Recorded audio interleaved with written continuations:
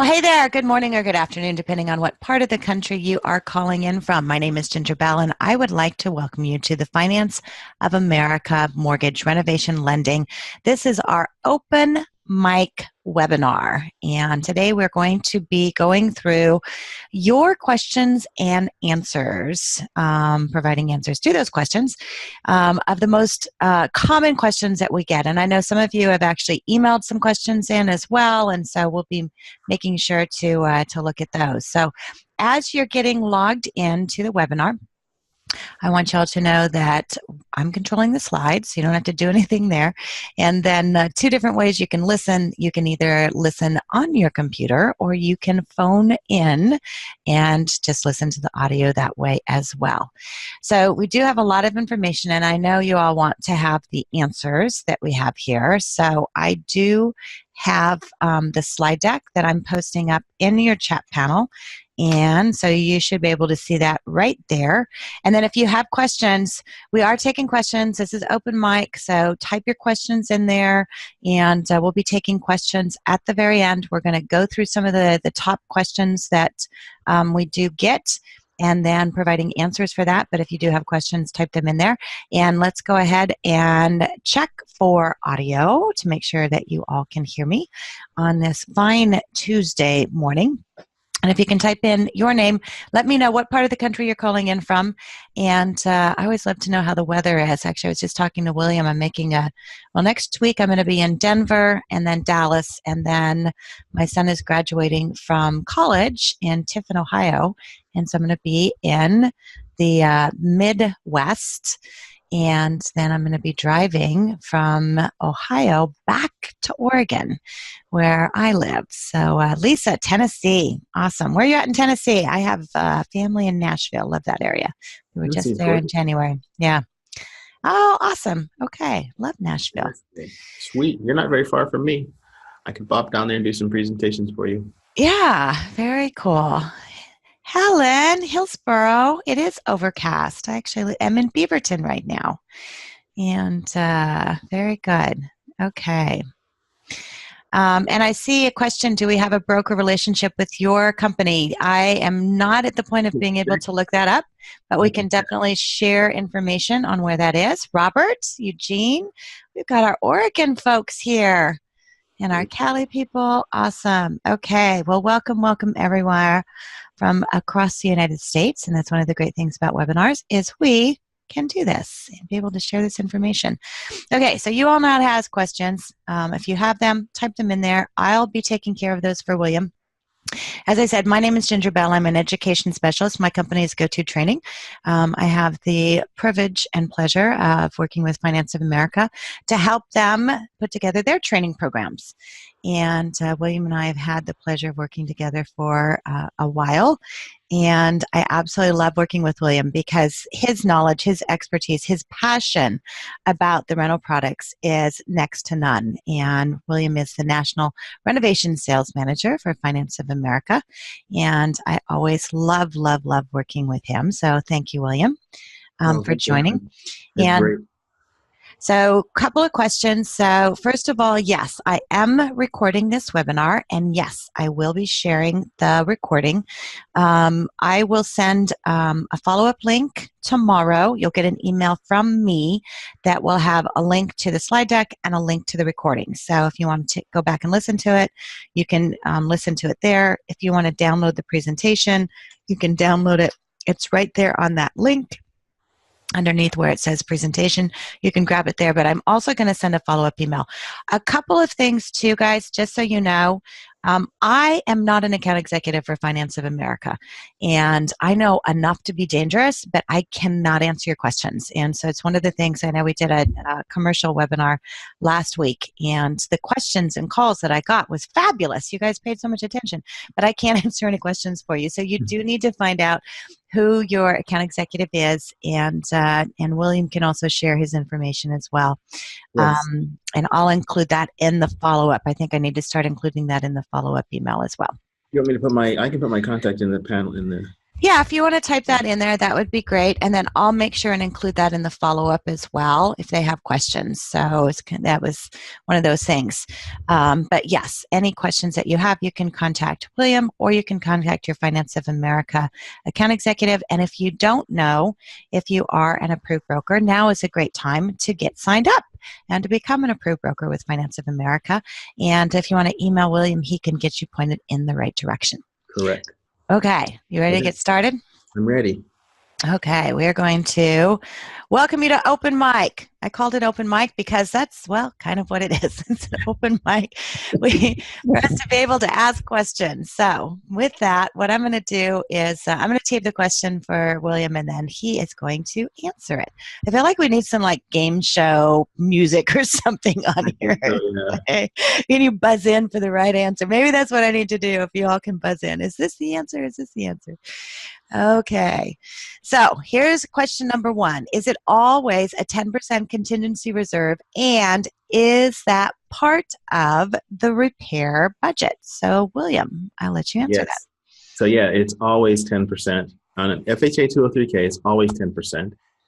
If the utilities aren't functional and we have a bid to fix them, it'll go to 15%. If you're in a place where we can't turn on the utilities and the appraiser can't tell us if they're working or not, you can't really insure it as an FHA loan. So keep that in mind.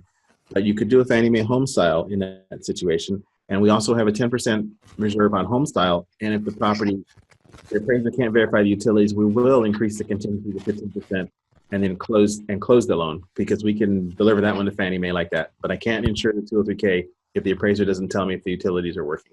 So there's always 10%, yes. And it's on the budget. It's on the worksheet. It's factored into the borrower's renovation budget. Very good. Okay, next question is what do we do when a house is winterized? So yeah, we just sort of touched on that a little bit.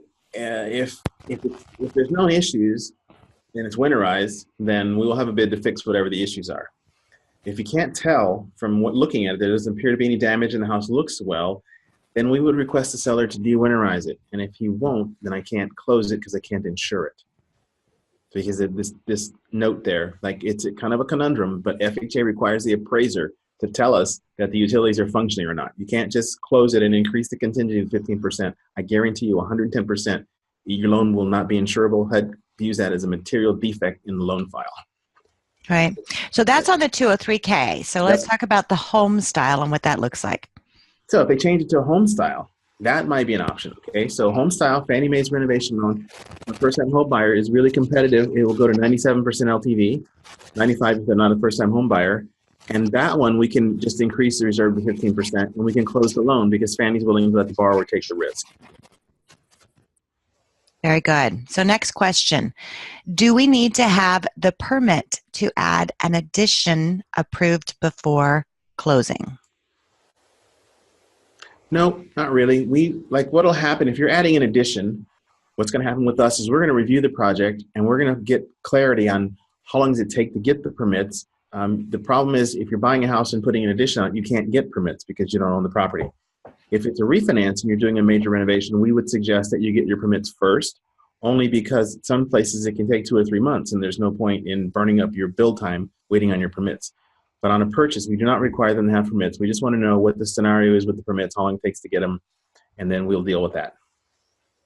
Very good. Okay, next question. I have a borrower that is looking to purchase 4 acres with a home that will need to be torn down and rebuilt. Is this possible on the 203K? That's an interesting question. I had that question actually come through my inbox yesterday, that very same question. Wow. So it's eligible, all right? As long as they use 100% of the existing foundation, and we'll need architectural drawings and we'll need an engineer's report to verify that the foundation can support the new building. So they can make it bigger, they can't make it smaller, and they have to use 100% of it. It has to be under the new building.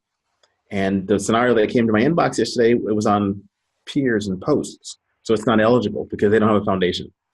So some of you guys in the Pacific Northwest, you have some houses. I lived up there for a while. My house was built on logs the first time. We put a knee wall under the crawl space, but at the beginning, it wouldn't be eligible for 203K. You have to have a foundation. So that's the key. It has to have a foundation. You have to use all of it. Perfect.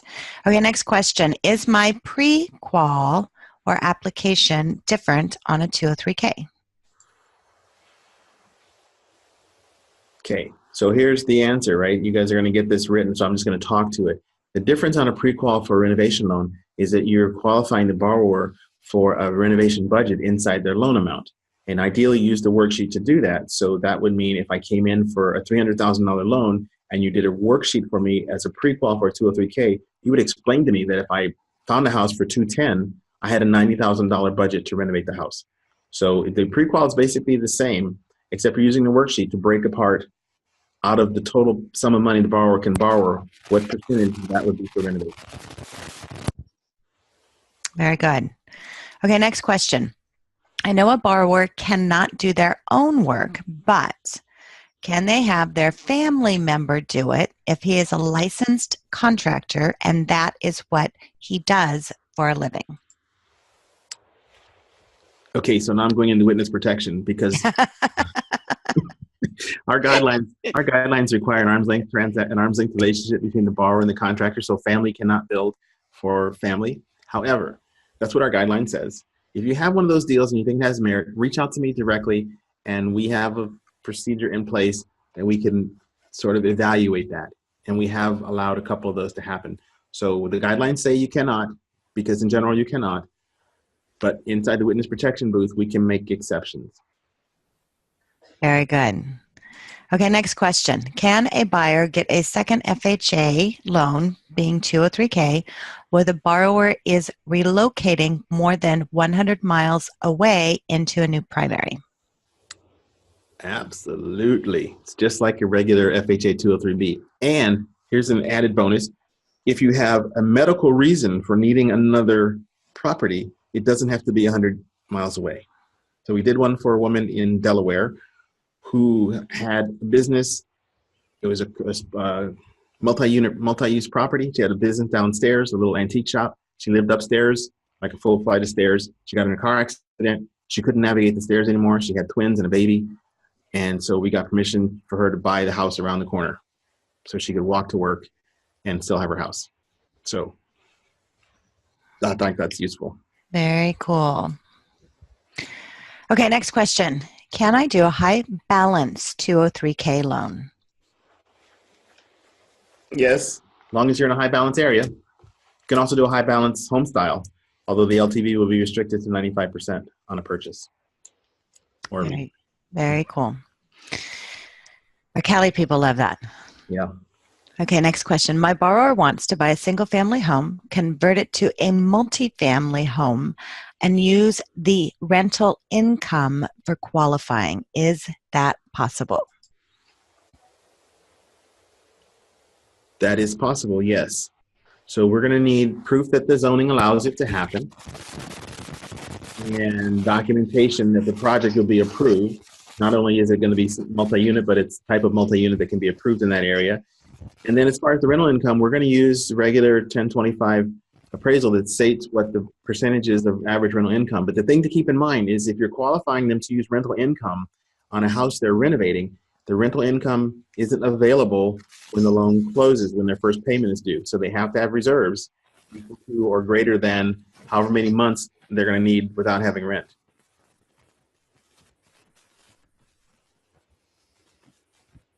Okay, so next question. And this one, we actually got emails in this morning as well. So, and I know you talked about this is a really big topic right now. So question is it possible to convert my garage into an accessory dwelling unit, or my borrower's garage? ADU, yes. FHA 203 can be used to finance the conversion and renovation of an existing structure into an ADU. So that could be your garage. If it meets the criteria for your local, every community is different. So if you start thinking about ADUs, you need to look up ADU requirements for city and state. Just type that into your search engine and it'll bring you to the municipality's website and it'll tell you. They're all basically the same, but they have little nuances that are different. So you can use a 203K to convert existing space into an ADU. Perfect. Okay, and then we've got, continuing on with our ADU, what if a customer who has a large lot wants to build and add an ADU, can they use a rental loan to do that? The answer to that question is yes. Fannie Mae Homestyle considers it a renovation to the property if you add an ADU. So it has to be zoned and the structure has to comply with all local guidelines, but you could actually buy a house on a large lot and put an ADU in the back or on the side, wherever, that you could get rental income from. You'd have to use a Fannie Mae Homestyle to purchase, and then you could build your ADU as part of your renovation. Very good. And so, one of the things too to think about when and this is one of those things, William, and I know for you too, when we're seeing a lot of questions coming through, it's because there is an increased need in the marketplace. And Mm-hmm. I think because of so many things that have happened, I mean, just in general. So a lot of maybe families considering, their kids are moving back home, or maybe there's a family member who needs care or something like that. Whatever reason, they're going to stay in their house and want to expand. So this is one of those things that I always look at. Okay, if this you're seeing on a consistency in your area, and type in the chat box or the Q&A box, let us know, is this something that you're seeing an increase of? Because if it is, William and I were talking about, maybe we can start doing some workshops where William would come and do a workshop, and you can invite, your realtors or, whatever, or maybe additional, videos, whatever, webinars for your realtors that can help you to be able to build your business with this product. And I'm not saying anybody type in there. I don't know, maybe you guys just don't want to type today.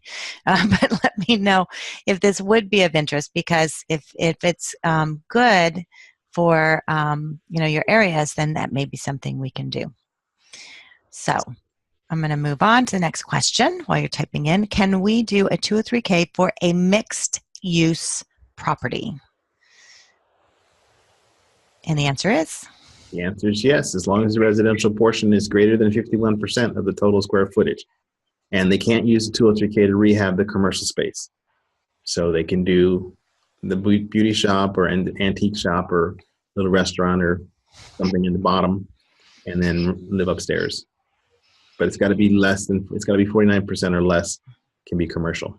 Well, sometimes mixed use, because obviously I live in Oregon, that it can be mixed use on some acreage, and that mixed use is agriculture. So, they're not going to do that.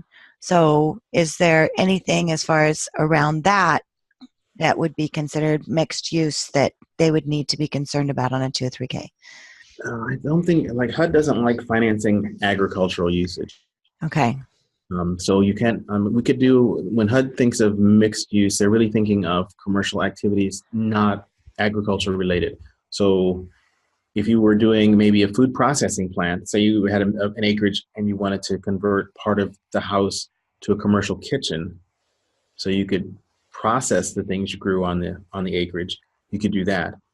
But you couldn't just finance the acreage because HUD doesn't finance ag purposes. Perfect. Okay, so something to remember.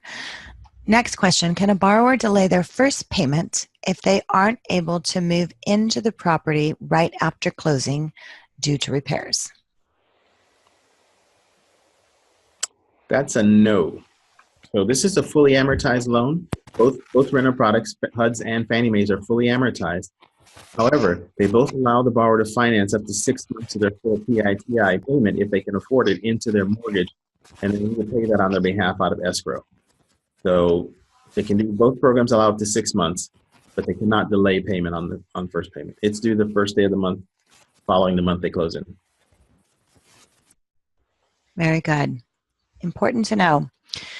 Okay, so another question that we have, and that I don't have, and this is where we're going to go into. So if you have additional questions, this is the time you want to type them in there. So what is the typical time frame to close a loan with Finance of America? So I'm assuming you're talking about a renovation loan because that's really what I focus on. Yeah. And we just checked, and right now we're running. It depends on the type of product and the size of the project. Between 45 and 60 days is typical. We have some that we do shorter time frames. Some take longer for reasons related to the property or the borrower's situation with their contractors. But you should be expecting your renovation loans to average the smaller ones, limited size, under 30,000, in about 45 days, assuming a motivated borrower and no contractor issues.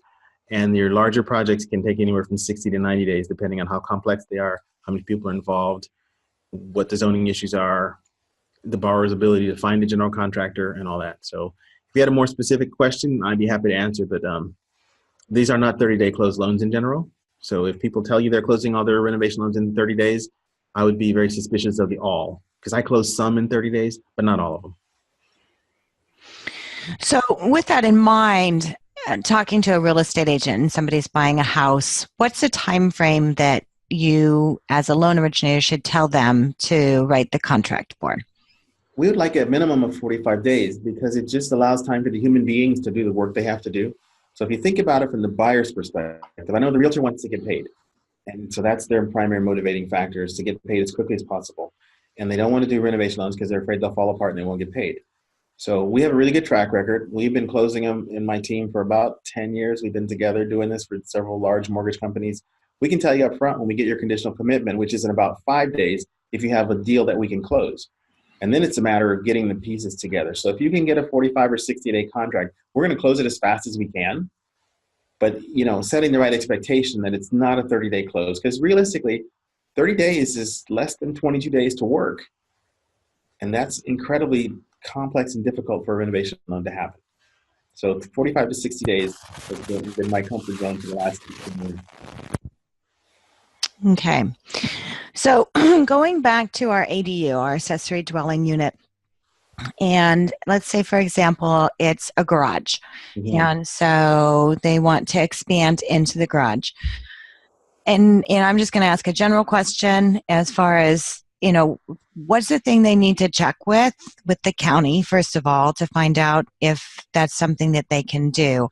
Because if you're in a certain area, I would think it would make sense. Hey, find out what the requirements are first, and then you can use that as marketing, right? It's like, right, if you want to add on, because you can do a 203K or a Homestyle as a refi. So, right, for me, I always put on my marketing hat and say, okay, where's the opportunity in here to position? So if I say, okay, I'm in Portland, Oregon, I actually live in Beaverton, Oregon, and I want to find out what the parameters are, restrictions are, quality, requirements are in my county to be able to take a home and turn the garage into ADU. Where would I start? Just open your internet browser, pick your search engine of choice, and type in ADU requirements for Beaverton, Oregon. Okay. And you should get this because Beaverton has them. So Oregon has a set, like California, Oregon, most states have a set, and then the municipalities have some restrictions or some expansions on this. They're not actually expanded. They're usually restrictions. They vary on the state. Like California has one set that's true for every state, and those are basically, it's going to be at least 150 square feet, not more than 1,200, and less than half of the primary structure. So you can't build an ADU that's bigger than your house. And they have to all have separate addresses. They have to have separate entrance, separate utility drops. So, and every municipality then has variations on how high they have to be, where the windows are, access. So, I think if you search on your city and ADU requirements, you should get right to this municipal website, and it'll tell you exactly what it takes to do an ADU. I've done several searches in the past week getting ready for some webinars I'm doing in California, and that's what I found. California has a set, and then like Irvine is basically most states in California have adopted the state requirements, which is easy, but they're a little different, like in Tennessee or in Indiana. But every state has ADU, granny units, they call them mother-in-law quarters, in-law suites, they call them those things, but they're all accessory dwelling units. So look at the state, and then look at the city, and then look at the county, because they each might have a different requirement. and then write those down. And each of those, guys, this is an opportunity for you. Find those and write an article on it, do a video on it, let people know what it is that you can do, and that you have a solution for them. So with the renovation loans, they can take that and be able to expand their house. And I think that's, for a lot of people, they just don't know that that's an option out there. So if you can put yourself in the middle of that and be able to do these loans for them, then that can increase your business. And that's the thing that I'm always looking at. So that's the first step on the ADU. So find out what the requirements are and then market that. And let's say they're doing a renovation on a 203K. And so what are the limitations on doing that on a, limited or a standard that they'd be looking at, that they would need to say, okay, this can go on a limited or this can go on a standard? Because there's obviously the financial side on the limited that they have, so the restrictions there. But then is there anything else that they should be looking at? So it's either going to be finances and then scope of work.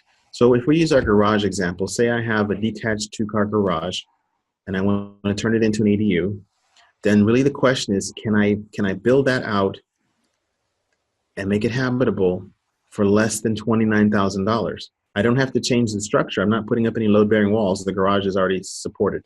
So it could go as a limited if I can get the interior reconfigured for habitation for less than $30,000.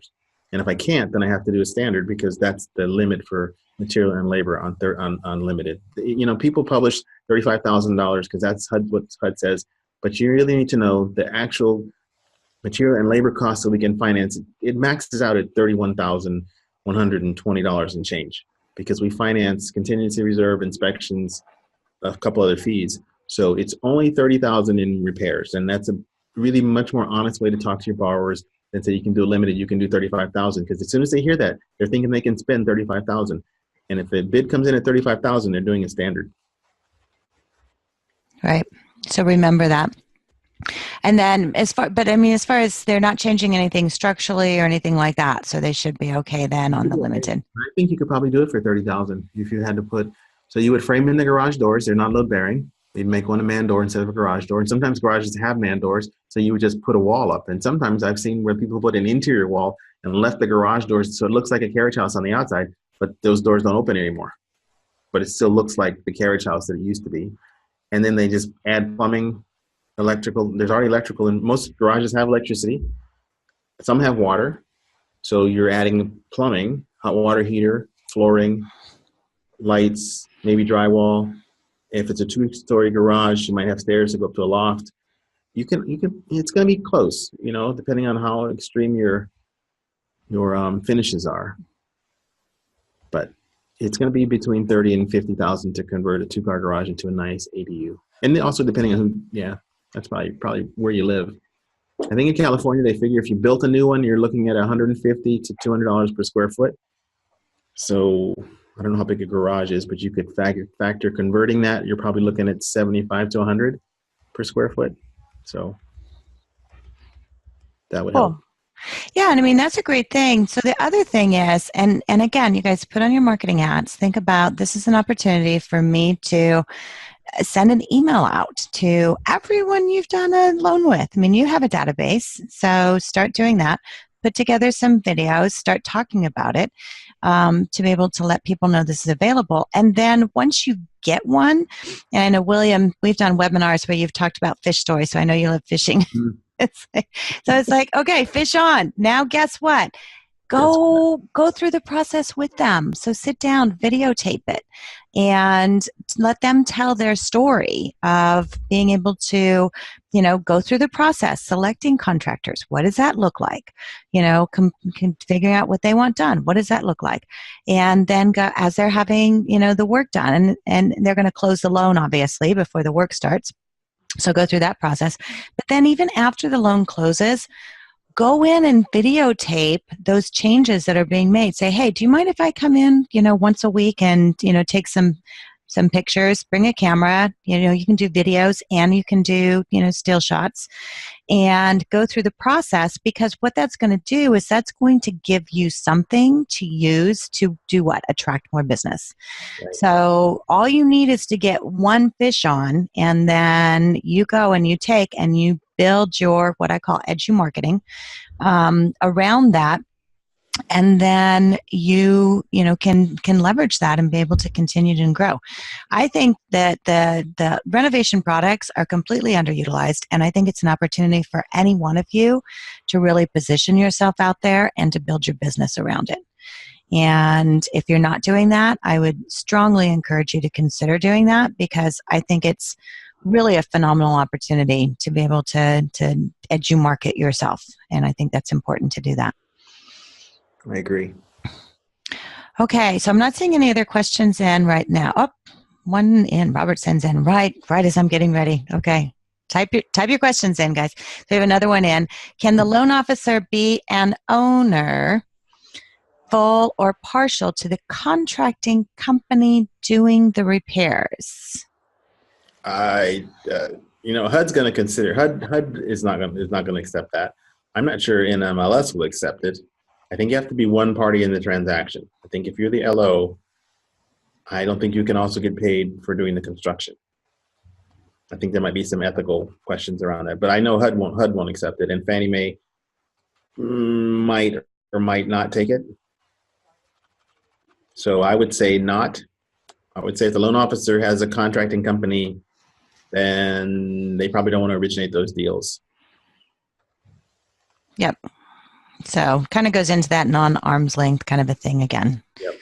Okay. So if you have any other questions, type those in there. It looks like we are okay on those right now. So I'll let you go ahead and talk about it. We have some great resources, and I know, putting them together, you have done a fabulous job as far as all the training that we have available.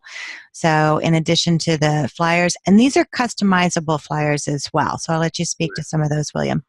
So yeah, if you go to FAMU, you will find flyers for all the products that you can add your branding and your logo to, and send them out to your referral partners or educate your prospects with them.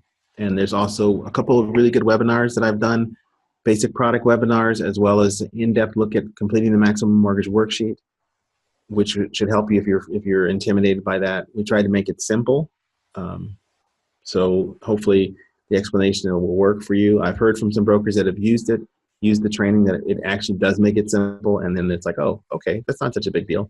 So I encourage you to go on and go on to FAMU and look at the resources that we have, and then let us know if there's something that's missing or something's not working for you. Perfect. Yep. And if you don't have a login for Finance of America for FAMU, then you can contact your Finance of America account executive. And for additional questions that you have, same thing, contact your Finance of America account executive. If you don't know who your Finance of America account executive is, then you can email William Brown at wbrown@financeofamerica.com, and he can answer that. So we've got another question in, so I want to make sure and answer those. If you guys want to hop off, I'm going to just sit here for a few minutes and we're going to go through some questions. So you're welcome to stay on because that's what we're going to do. And if you need to hop off, then I'm going to send a follow-up email tomorrow. It's going to have a copy of the recording. It's going to have a copy of the slide deck. So we'll give you all the information there. And if you're not signed up with Finance of America, then please find out how to become approved. We have some great programs in addition to what's offered with the rental programs, some incredible commercial programs as well, and just fabulous opportunity to be able to work with Finance of America. So I'm going to go on to the next question. Normally, if you have an LO within your company, sign your, Patricia's just saying normally if there's an LO in your company, okay. So what she's saying is have an LO in your company, sign the 1003. Okay. That's a whole nother thing, Patricia. So. I wasn't going to address that. I thought I'd let you do it. I just read the question out loud. So there are things that happen in the industry that what you all do in your office, you do in your office. That's right. What happens in the office stays in the office. Yeah, I would not recommend that. So typically if you're originating, then you need to sign that application. So it's one of those things. From now on, I will read questions beforehand. That's completely up to you all what you do. And so with that, I will see if we have any other questions, and I'm not seeing any other questions coming in. So with that, we'll go ahead and close the webinar out. I want to thank all of you so much for attending, and look for upcoming webinars that we have coming up in May.